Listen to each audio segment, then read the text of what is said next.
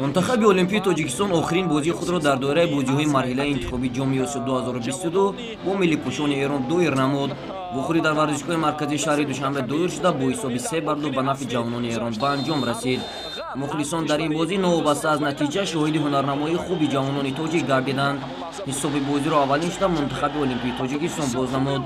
در دقیقه دهمی وخوری اسلام زایرов بعد قبول خوبی توپ را به کنج پولونی دروازه وارد نمود.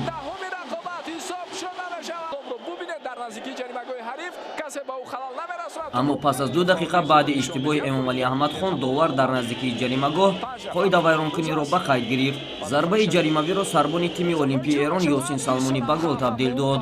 در دقیقه 19 وخوری بعد اشتباه حمایتگران یاسین سلمانی گل دوم خود را به هدف رسانیده منتخب خود را به پیش برآورد.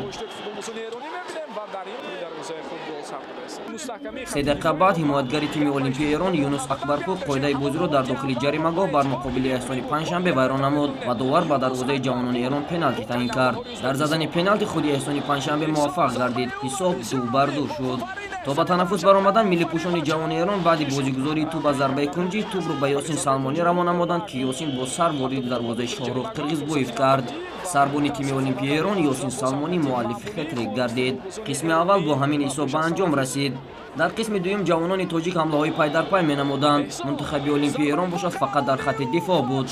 در دقیقه 57 احسان پنجشنبه می‌توانست از ضربه جریمه‌وی حساب را برابر کند اما ضربه زده‌اش کمی دورتر از دروازه بیرون شد. در دقیقه 71 باشد منتخب المپی ایران امکان داشت برتری‌اش را بیشتر کند اما وحدت حنانوف از روی خط دروازه توپ را زده دور نمود. در دقیقه 76 رستم سویرов می‌توانست حساب بازی را مساوی کند اما حمایتگر مانع واریدشدن توپ به دروازه گردید.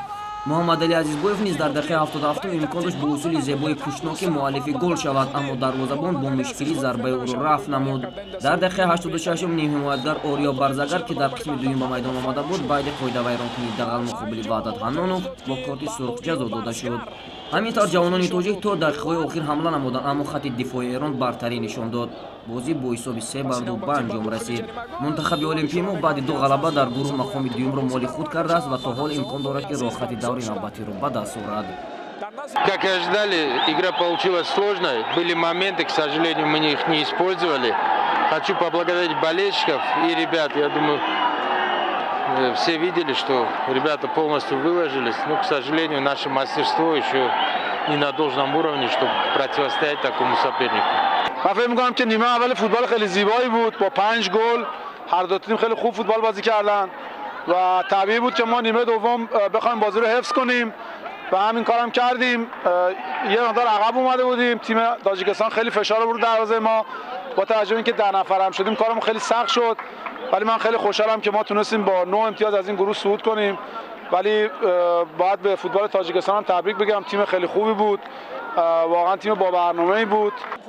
یادآور می‌شویم که پایتخت کشور عزیزمان از 25 تا 31 اکتبر میزبان بازی‌های مرحله انتخابی جام آسیا در گروه‌های B و G مسابقه بود. همه بازی‌ها در سطح بلند گذرانده شده. هواداران فوتبال تاجیک و مخلصان منتخب‌های دیگر در نزدیک از بازی ملی پوشان کشور خود دیدن نموده حلاوت بردند.